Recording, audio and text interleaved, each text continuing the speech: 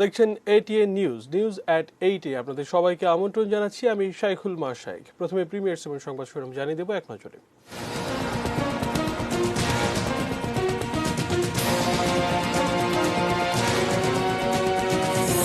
দেশে করোনায় আরও 21 জনের মৃত্যু, শনাক্ত আরও 1166। ঈদের দ্বিতীয় দিনেও রাজধানীর বিনোদন কেন্দ্রে উপচে পড়া ভিড়। অযথা জনসমাগম ভয়ানক বিপদ ডেকে আনছে, মন্তব্য ওবায়দুল কাদেরের। এবং সিরাজগঞ্জের যমুনায় নৌকাডুবি, 3 জনের মৃতদেহ উদ্ধার।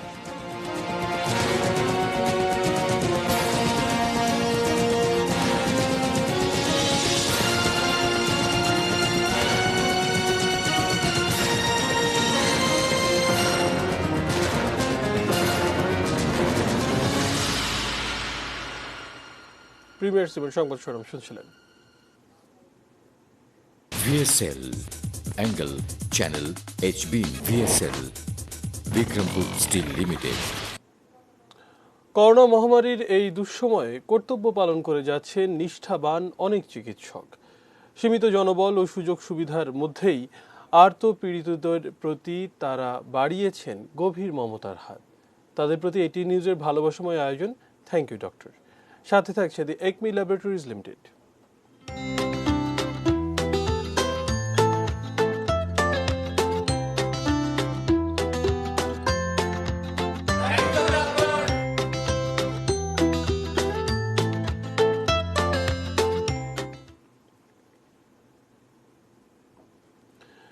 দেশে 24 ঘন্টায় করোনায় আরও 21 জনের মৃত্যু হয়েছে। এ নিয়ে মোট মৃত্যুর সংখ্যা 522। এ সময়ে করোনা রোগী শনাক্ত হয়েছেন 1166 জন, আর সুস্থ হয়েছেন 245 জন। মঙ্গলবার দুপুরে স্বাস্থ্য অধিদপ্তর থেকে অনলাইন ব্রিফিংয়ে এসব তথ্য জানানো হয়। ইমরান হোসেন সুমনের প্রতিবেদন দেখুন। সোমবার ছিল ঈদুল ফিতর, ছিল ছুটির আমেজ, তাই রাজধানীর করোনা পরীক্ষার ল্যাবে নমুনা দেওয়ার ভিড় ছিল কম। মঙ্গলবার দুপুরে যখন অনলাইন ব্রিফিংয়ে 24 ঘন্টার তথ্য তুলে ধরা হলো, তাতে দেখা যায় ওই সময়ে নমুনা সংগ্রহ হয়েছে 4,416 জনের। আগের দিনের নমুনা মিলিয়ে পরীক্ষা হয় 5,000-এর বেশি। তাতে শনাক্ত হয়েছে 1,166 জন। দেশে প্রাণঘাতী করোনা ভাইরাস সংক্রমণের 12তম সপ্তাহ চলছে। এর মধ্য দিয়ে দেশে মোট আক্রান্তের সবচেয়ে বেশি রোগী শনাক্ত হয়েছে ঢাকা মহানগরীতে। এ পর্যন্ত রাজধানীতে রোগী শনাক্ত হয়েছে 15,000-এর কাছাকাছি এবং এ পর্যন্ত শনাক্ত 36,751 জন। গত 24 ঘন্টায় মৃত্যুবরণ করেছেন 21 জন। আমরা এলাকা দেখি ঢাকা ডিভিশনের 15 জন, চট্টগ্রাম ডিভিশনের 4 জন এবং বরিশাল ডিভিশনের 2 জন। এ সময় যারা মৃত্যুবরণ করেছেন তাদের মধ্যে সব বয়সীরাই রয়েছেন। 0 থেকে 10 বছরের মধ্যে 1 জন, 11 থেকে 20 বছরের মধ্যে 1 জন এবং 81 থেকে 90 বছরে 1 জন। এমন অবস্থায় করোনার ঝুঁকি এড়াতে স্বাস্থ্য অধিদপ্তরের অতিরিক্ত মহাপরিচালক সবাইকে স্বাস্থ্যবিধি মেনে চলার তাগিদ দেন। আবারও আমার 3 ফুট দূরত্বের মধ্যে কেউ নাই বলে আমি মাস্কটা নামিয়েছি, কিন্তু আমাদের সামাজিক দূরত্ব মেনে চলতে হবে অবশ্যই, এবং যখনই আমার কাছে কেউ আসবে আমি যেন মাস্কটা সঠিকভাবে ব্যবহার করি। Imran Hossain Suman, ATN news, Dhaka. দেশে করোনা ভাইরাসে আক্রান্তের সংখ্যা যেদিন প্রায় 37,000, সেদিনও হাজার হাজার মানুষ ঘুরে বেড়িয়েছেন রাজধানীর খোলা জায়গাগুলোতে। ঈদ বিনোদনে ঘুরতে যাওয়া এই মানুষগুলো কি অসচেতন, নাকি ঘরবন্দি থেকে বাঁধ ভেঙেছে ধৈর্যের? তাই জানার চেষ্টা করেছেন আরাফাত সিদ্দিকী। ক্যামেরায় ছিলেন রাশিদুল ইসলাম। এই প্রতিবেদনটি দর্শক আমরা পরবর্তীতে আপনাদেরকে দেখাবো। ঈদেরই খবরে থাকবো সাধারণের জন্য সাধারণকে নিয়ে এটিএন নিউজ। তাই সুখে দুঃখে রোগে উৎসবে সবসময়ই সাধারণের সঙ্গে। প্রজাপতির ঈদ আনন্দ যেন তারই সিগনেচার। করোনায় বিষণ্ণ ঈদ উদযাপনেও ছিল তার ধারাবাহিকতা, সাধারণকে সঙ্গে নিয়ে ভালো থাকার, ভালো রাখার প্রচেষ্টা। দেখুন ফেরদৌস রহমানের রিপোর্টে।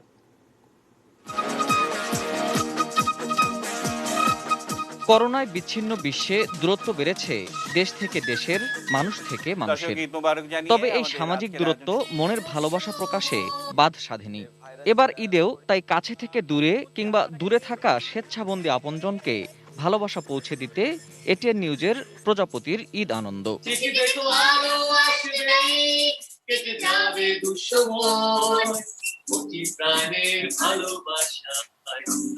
আসলে গত বছর তিনি একটি মোটরসাইকেল নিয়ে এসেছিলেন, কিন্তু এবার তার দুঃখ যে তিনি আসতে পারছেন না, কিন্তু তাতে কি তিনি অনেক অনেক মন্তব্য করেছেন, শুভেচ্ছা জানিয়েছেন। আপনারা আমাদের সঙ্গে যুক্ত হয়েছেন, ঈদের শুভেচ্ছা জানবেন আমাদের প্রজাপতির ঈদ আনন্দের। প্রতিবার কারওয়ান বাজারে এটিএন নিউজের সেই আয়োজনে ভালোবাসার অভিব্যক্তি, গান, গল্প, কবিতা প্রকাশ করতে দূর দূরান্ত থেকে সাধারণ মানুষ আসতেন। করোনা কালেও সেই বন্ধন অটুট রাখতে ভার্চুয়াল সব মাধ্যম অবারিত।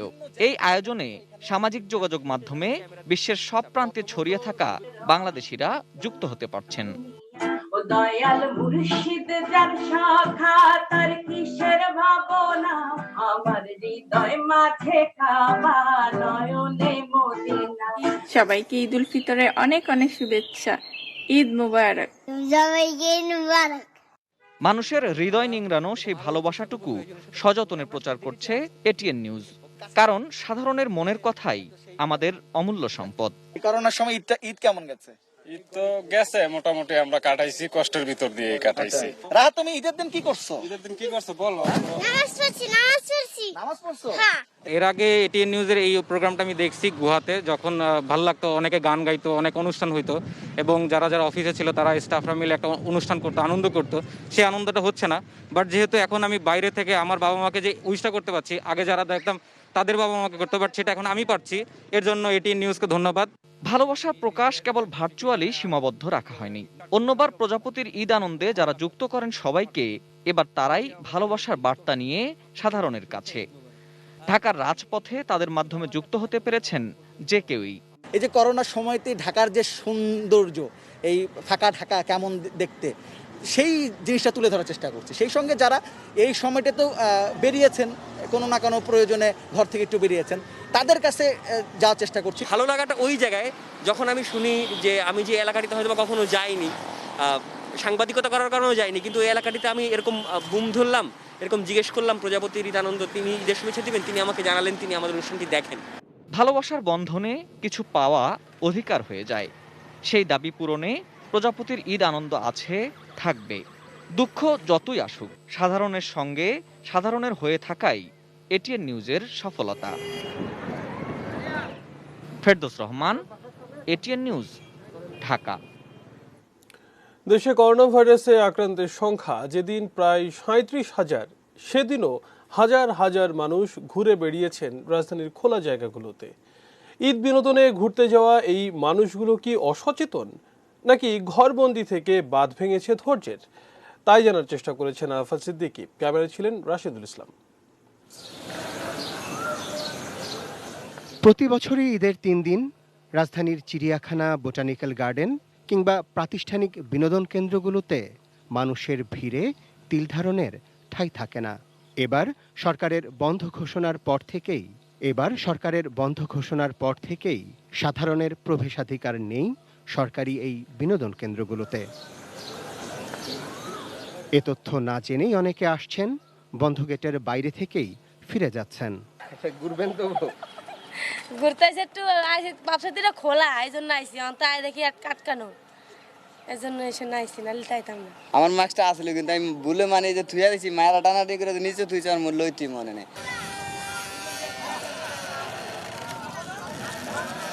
প্রাতিষ্ঠানিক বিনোদন কেন্দ্রে তালা ঝুলিয়ে মানুষের ঘুরে বেড়ানো বন্ধ করা যায়নি। মানুষ নিজ দায়িত্বেই খুঁজে নিয়েছেন নতুন কোনো স্পট। আমরা তো বাসার ভিতরে সারাক্ষণ থাকি, মানে দম বন্ধ হয়ে আসছে, তাই একটু চাচ্ছি যে পোলাপান চাচ্ছে যে বাইরে ঘোরাফেরা করুক, এর জন্য। ভয় লাগে, তাহলে কি করবো, আমাদের তো বের হতে হবে, আমরা তো সারাক্ষণ বাসায় থাকতে পারবো না। ঈদ আসছে, এখন বাসার ভিতরে থাকতে মন চাচ্ছে না, তারপরও যথেষ্ট সেফটি নিয়ে আর কি আমরা বের হয়েছি, বাকিটা আল্লাহ ভরসা, দেখা যাক কি হয়। আর রাজধানীবাসীর ঘুরে বেড়ানোর জনপ্রিয় উন্মুক্ত জায়গাগুলোতে রীতিমতো মেলা বসেছে। সেখানে সরকারি নির্দেশনা কিংবা করোনা সংক্রমণের ভয়কে বৃদ্ধাঙ্গুলি দেখিয়ে দেদারসে ঘুরছেন, খাচ্ছেন, ফেসবুকে দিবেন বলে ছবি তুলছেন সাধারণ মানুষ। তাই প্রশ্ন, ঢাকার মানুষ কি এতটাই অসচেতন? ভয় করে কি হইব, মরতে তো হইব একদিন, যদি মরণ থাকে মরে যাবো। টিকতে পারতেছি না, যেহেতু জব করি, কিছু একদিনের মধ্যে খুলে ফেলবে, জব যাইতেই হবে। তো আবার জীবনটা আটকা। পোলাবান চিকরা চিকরি নইছে, সেই জন্য পোলানিক সাথে নিয়ে আসি যে যাই একটু ঘুরে আসি। আমার মাছ পকতে আছে, আমি যখন গাড়ি করি তখন মাছ লাগাই। এই জায়গাগুলোতে নেই কোনো পুলিশের বাধা, নেই মানুষকে সচেতন করার কোনো চেষ্টা। আছেন শুধু ঘরবন্দি থেকে বীতশ্রদ্ধ মানুষ।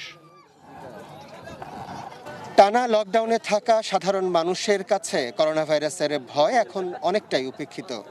সামাজিক দূরত্ব মেনে না চললে করোনা ভাইরাসের সংক্রমণ ঠেকানো যাবে না, এটি তারা জানেন এবং বোঝেন, কিন্তু মেনে চলেন না, এবং মেনে না চলার সপক্ষে কোনো যথাযথ যুক্তিও নেই তাদের কাছে।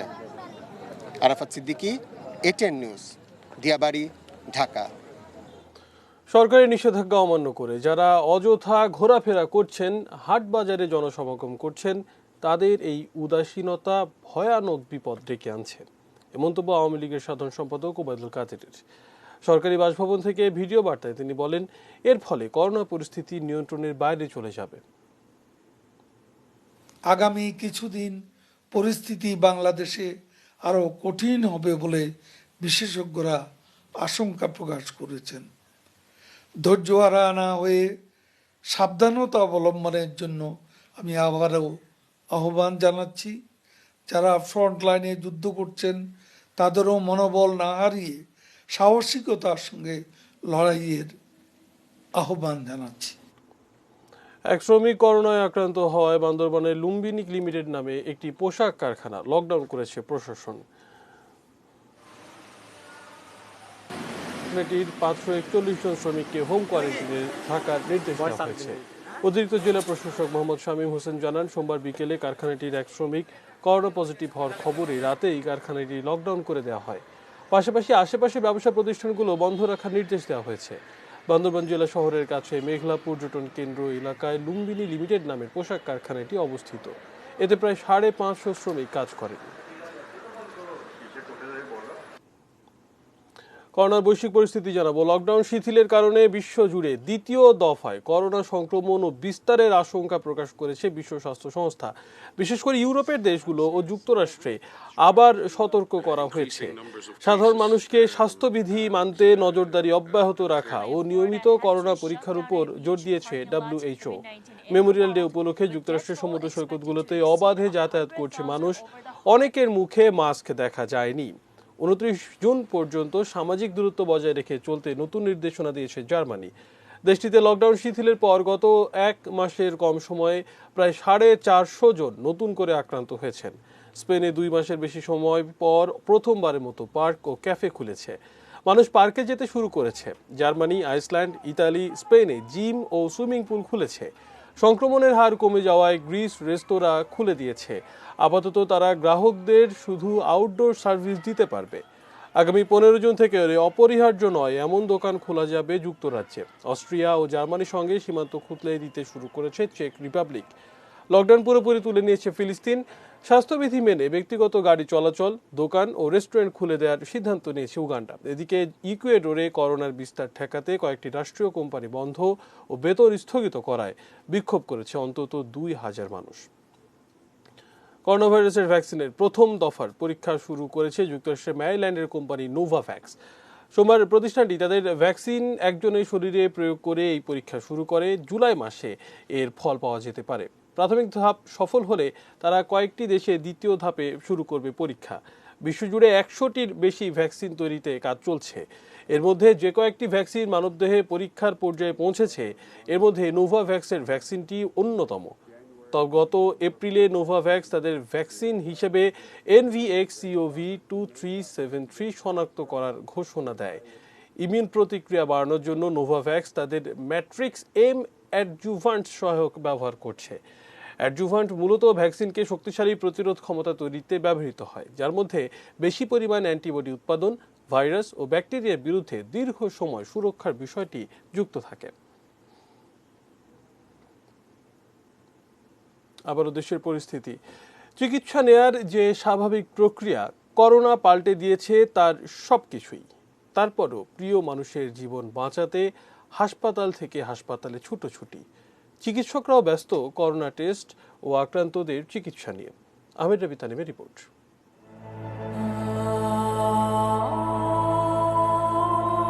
ঈদে হাসপাতালগুলোতে থাকে সবার জন্য বিশেষ খাবারের ব্যবস্থা। আগে চিকিৎসাধীন রোগী, তাদের স্বজন ও স্বাস্থ্যকর্মীরা ঈদের দিনটা কাটাতেন একসাথে, কিন্তু করোনা মহামারী পাল্টে দিয়েছে সবকিছুই। ঈদ আসে প্রতি বছরই, কিন্তু এই মুহূর্তে ঈদের আনন্দের চেয়ে জরুরি জীবন বাঁচানো। আর মানুষটা যদি হয় মা, তাহলে মাকে সুস্থ করে তোলার এই যুদ্ধটাই সন্তানের কাছে সবচেয়ে গুরুত্বপূর্ণ। মা যেভাবে সন্তানকে বড় করেছেন, আজ সন্তানই মাকে করোনা যুদ্ধে বাঁচানোর চেষ্টা করছে।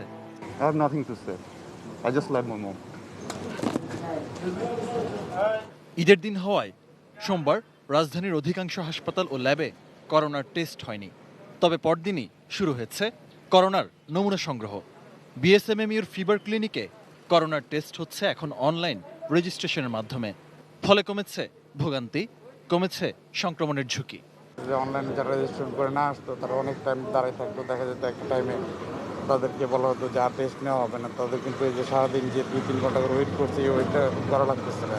যে একটা দুর্ভোগ ছিল এখানে এসে সেবা নেওয়ার, সেই দুর্ভোগটা অনেকাংশে লাঘব হয়ে গেছে।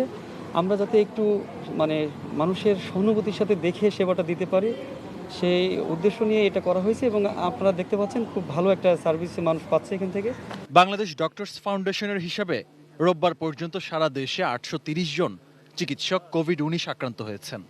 নার্স এবং স্বাস্থ্যকর্মী মিলিয়ে আক্রান্তের সংখ্যা 1700-র বেশি। তারপরও বিশেষায়িত হাসপাতালগুলোতে থেমে নেই ফ্রন্টলাইন ফাইটারদের যুদ্ধ।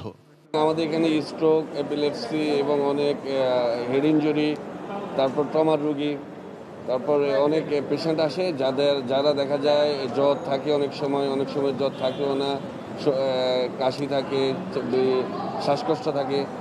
সেসব রোগী আমরা সাসপেক্টেড কেস হিসাবে ভর্তি করানোর পরে আমরা যতটুকু পারি আমাদের সাধ্যমতো সেবা দিয়ে আমরা কোভিড-19 টেস্ট করার পরে যদি পজিটিভ হয় তখন আমরা এটা কোভিড হাসপাতালে ট্রান্সফার করি। আহমেদ রাব্বি তানিম, এটিএন নিউজ, ঢাকা। এবার এটিএন নিউজের নিয়মিত আয়োজন থ্যাংক ইউ ডক্টর, সাথে থাকছে দি একমি ল্যাবরেটরিজ লিমিটেড।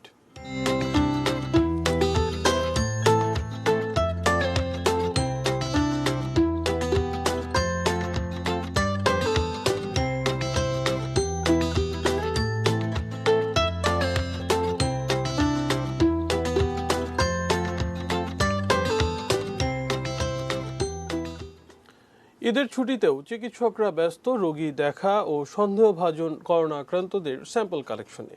সুরক্ষা বিধি মেনেই চলছে চিকিৎসা, তবে রোগীদের আরও সচেতন হওয়ার আহ্বান চিকিৎসকদের। শিশু হাসপাতাল থেকে ফিরে জানাচ্ছেন সাব্বির আহমেদ। হাসপাতালগুলোতে সংক্রমণের আশঙ্কা অনেক বেশি, কারণ এখানেই প্রতিদিন শত শত মানুষ আসছেন করোনার উপসর্গ নিয়ে।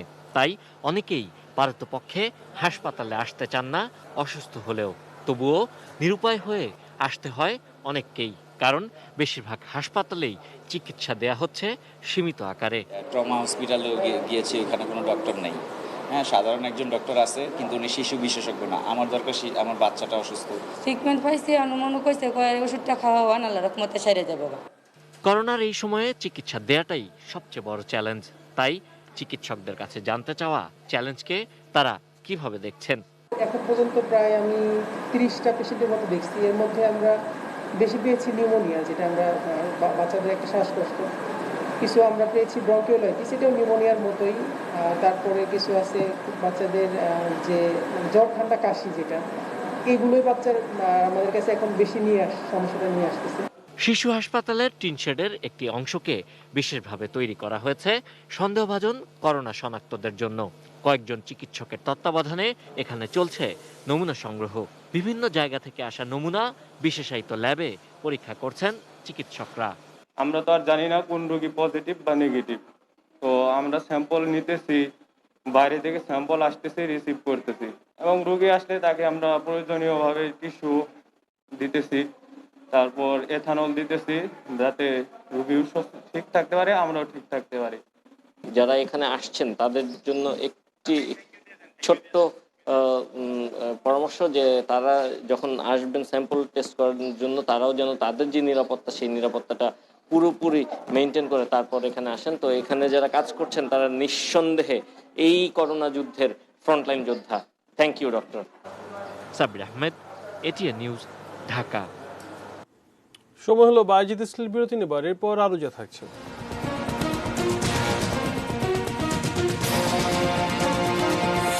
বরগুনায় স্কুল ছাত্র খুন, কিশোর গ্যাংয়ের 6 জন গ্রেপ্তার।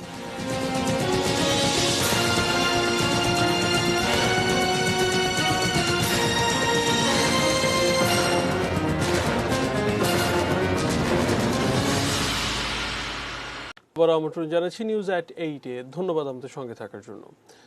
ঈদের দ্বিতীয় দিনেও সারা দেশে সড়কে লোক চলাচল এবং বিনোদন কেন্দ্রগুলোতে লোক সমাগম বেশি ছিল। তবে কয়েকটি জেলায় স্বাস্থ্যবিধি মানার খবর পাওয়া গেছে। মুন্সিগঞ্জের শিমুলিয়া কাঁঠালবাড়ি রুটে মঙ্গলবার ছিল ঘরমুখ্য মানুষের ভিড়। বিআইডব্লিউটিসি এর কর্মকর্তারা জানান, আগের 2 দিনের তুলনায় সকাল থেকেই ঘাটে ছোট গাড়ি, মোটরসাইকেল ও পণ্যবাহী ট্রাকের চাপ বেশি ছিল। নারায়ণগঞ্জ করোনার হটস্পট হলেও স্বাস্থ্যবিধি না মেনেই চলছে অবাধ চলাচল। কাঁচা বাজারগুলোতে ছিল উপচে পড়া ভিড়। বিনোদন কেন্দ্রগুলো বন্ধ থাকলেও আশেপাশে মানুষের উপস্থিতি ছিল চোখে পড়ার মতো। গাজীপুরে বিনোদন কেন্দ্রগুলো বন্ধ থাকলেও ঢাকা ময়মনসিংহ মহাসড়ক সহ বিভিন্ন সড়কে অটোরিকশা ও মোটরসাইকেলে অনেককেই চলাচল করতে দেখা গেছে। তবে চট্টগ্রামে সংক্রমণ রোধে সব বিনোদন কেন্দ্র বন্ধ রয়েছে। সমুদ্র সৈকত সহ বিনোদন কেন্দ্রগুলোতে ভিড় কমাতে ভ্রাম্যমাণ আদালত পরিচালনা করা হচ্ছে। ব্রাহ্মণবাড়িয়ায় বিভিন্ন স্থানে লোক সমাগম আগের তুলনায় কমে গেছে।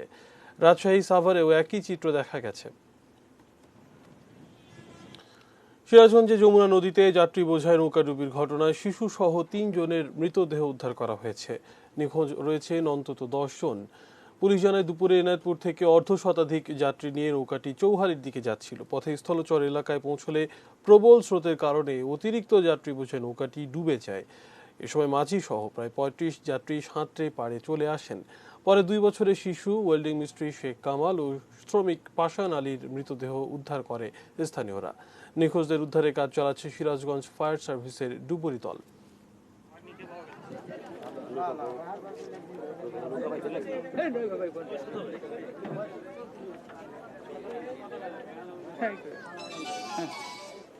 আমি আবার বেলকুসির ইয়াকে বলেছি, অপারেটরকেও বলে দিয়েছি পানিটা নিয়ে নিয়েছে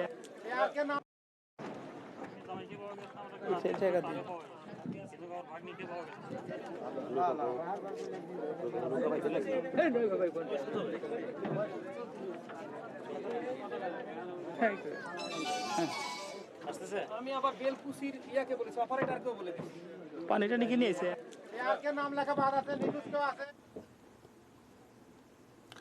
বরগুনায় হৃদয় নামে এক স্কুল ছাত্রকে প্রকাশ্যে কুপিয়ে হত্যা করা হয়েছে। এ ঘটনায় এক কিশোর গ্যাংয়ের 6 জনকে গ্রেপ্তার করেছে পুলিশ। বিকেলে গোলবুনিয়া এলাকা থেকে তাদের গ্রেপ্তার করা হয়। এর আগে সকালে বরিশাল শেরেবাংলা মেডিকেল কলেজ হাসপাতালে চিকিৎসাধীন অবস্থায় মারা যায় হৃদয়। হৃদয় বরগুনা সরকারি টেক্সটাইল ও ভোকেশনাল ইনস্টিটিউটে 10ম শ্রেণীর ছাত্র ছিল। প্রত্যক্ষদর্শীরা জানায়, ঈদের দিন গোলবুনিয়ার পায়রা নদীর পাড়ে ঘুরতে যায় হৃদয়। স্থানীয় নয়ন গ্রুপের 10-12 জন কিশোর পূর্ব শত্রুতার জেরে হৃদয়ের উপর হামলা করে। পরে অচেতন অবস্থায় হৃদয়কে নদীর পাড়ে ফেলে পালিয়ে যায় হামলাকারীরা।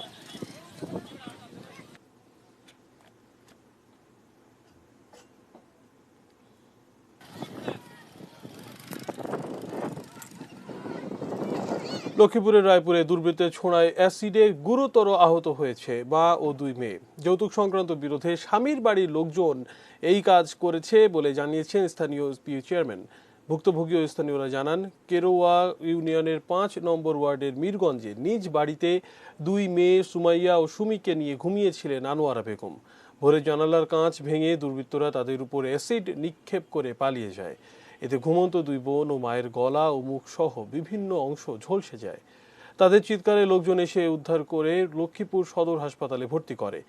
পরে উন্নত চিকিৎসার জন্য তাদেরকে ঢাকায় পাঠানো হয়। এ ঘটনায় জড়িতদের ধরতে পুলিশের অভিযান চলছে।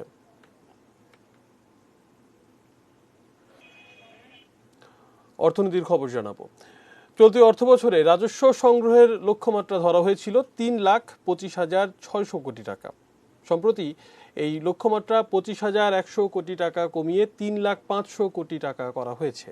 কোভিডজনিত দুর্যোগ দীর্ঘায়িত হওয়ায় এই সংশোধিত লক্ষ্যমাত্রা অর্জনও কঠিন হবে বলে মনে করছে জাতীয় রাজস্ব বোর্ড। এবারই আগের অর্থবছরের তুলনায় রাজস্ব আয় কমতে যাচ্ছে। এর পরিমাণ প্রায় 15,000 কোটি টাকা। গত অর্থবছরে 2,34,684 কোটি টাকা রাজস্ব আদায় হয়েছিল। রাজস্ব বোর্ড জানিয়েছে চলতি 2019-20 অর্থবছর শেষে তা হতে পারে 2,20,000 কোটি টাকা। সেই হিসাবে চলতি অর্থ বছরের মূল লক্ষ্যমাত্রা থেকে রাজস্ব আদায় কমবে 1,05,600 কোটি টাকা। আর সংশোধিত লক্ষ্যমাত্রা থেকে 80,500 কোটি টাকা রাজস্ব আদায় কম হবে। আগামী অর্থ বছরের বাজেট 11 জুন সংসদে উপস্থাপনের কথা। বাজেটে রাজস্ব আদায়ের লক্ষ্যমাত্রা ধরা হয়েছে 3,30,000 কোটি টাকা। এ পর্যায়ে সোশ্যাল ইসলামী ব্যাংক লিমিটেড বাণিজ্য সংবাদ।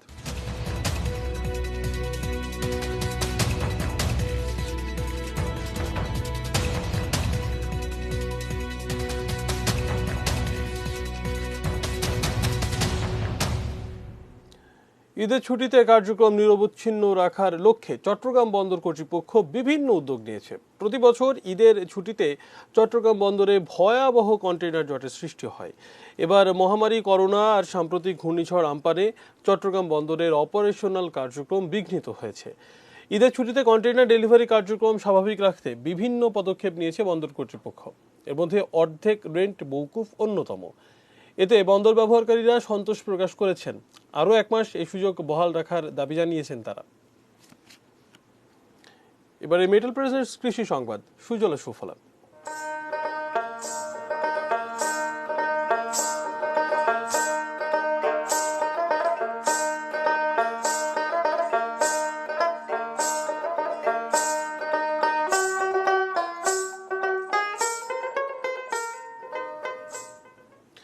ফরিদপুরে এবছর লালমি ও বাঙ্গির বাম্পার ফলন হয়েছে। এবছর ফরিদপুরের সদরপুর উপজেলার 3 ইউনিয়নের 710 হেক্টর জমিতে কৃষকরা লালমি ও বাঙ্গি চাষ করেছেন। করোনা সংক্রমণ প্রতিরোধে যানবাহন ও হাটবাজার বন্ধ থাকায় উৎপাদিত ফসল নিয়ে বিপাকে পড়েছেন তারা। গত বছর 100 লালমি 3 থেকে 5,000 টাকায় বিক্রি হলেও এবছর দাম নেমে এসেছে 400 থেকে 500 টাকায়। বৃষ্টির কারণে খেতে পানি জমিয়ে অনেকের ফলনও নষ্ট হয়েছে। ফলে সব দিক দিয়ে লোকসানের মধ্যে পড়তে হচ্ছে চাষিদের। সময় হলো আরো একবার বাজিদ স্টিল বিরতি নেবার, এরপর আরো যা থাকছে। লাদাখ সীমান্তে উত্তেজনা, মুখোমুখি ভারত ও চীনের সেনাদল। এবং আইসিসি নতুন নিয়ম মানা খুব কঠিন হবে বললেন সুজন।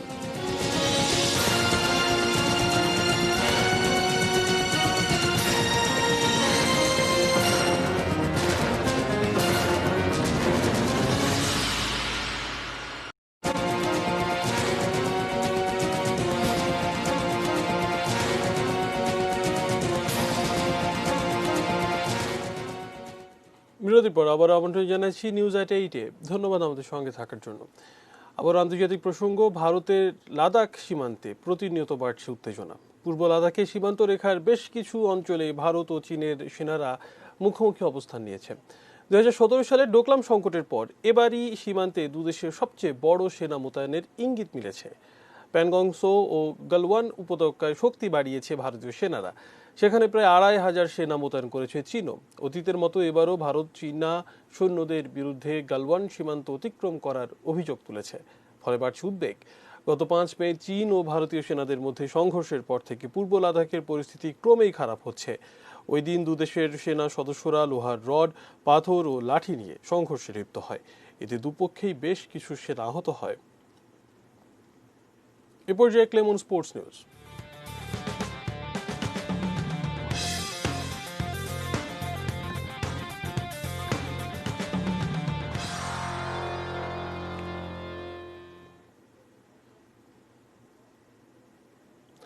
আইসিসির নতুন নিয়মগুলো মানা ক্রিকেটারদের জন্য বেশ কঠিন হবে বললেন বাংলাদেশের সাবেক অধিনায়ক এবং গেম ডেভেলপমেন্ট প্রধান খালেদ মাহমুদ সুজন। এদিকে তামিমের ভার্চুয়াল আড্ডা আর অধিনায়ক হিসেবে তিনি কেমন করবেন সেটি নিয়ে কথা বললেন।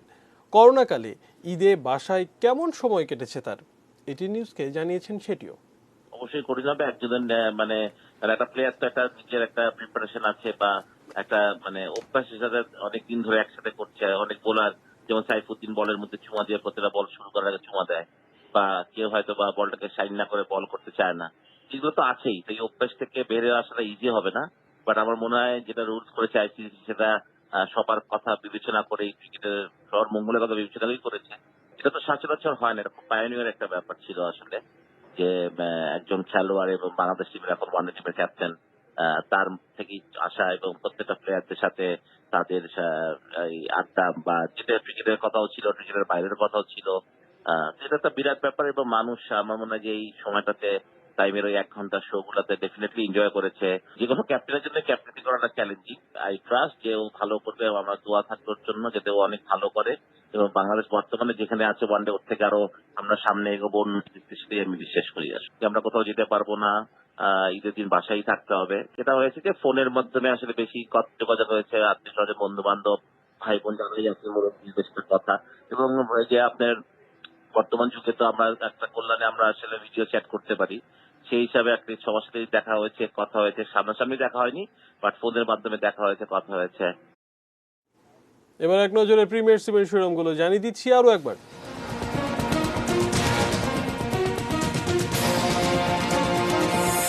দেশে করোনায় আরো 21 জনের মৃত্যু, শনাক্ত আরো 1166। ঈদের দ্বিতীয় দিনেও রাজধানীর খোলা জায়গাগুলোতে উপচে পড়া ভিড়। অযথা জনসমাগম ভয়ানক বিপদ ডেকে আনছে, মন্তব্য ওবায়দুল কাদেরের। সিরাজগঞ্জের যমুনায় নৌকাডুবি, 3 জনের মৃতদেহ উদ্ধার। বরগুনায় স্কুল ছাত্র খুন, কিশোর গ্যাংয়ের 6 জন গ্রেপ্তার। লাদাখ সীমান্তে উত্তেজনা, মুখোমুখি ভারত ও চীনের সেনাদল। এবং আইসিসির নতুন নিয়ম মানা খুব কঠিন হবে, বললেন সুজন।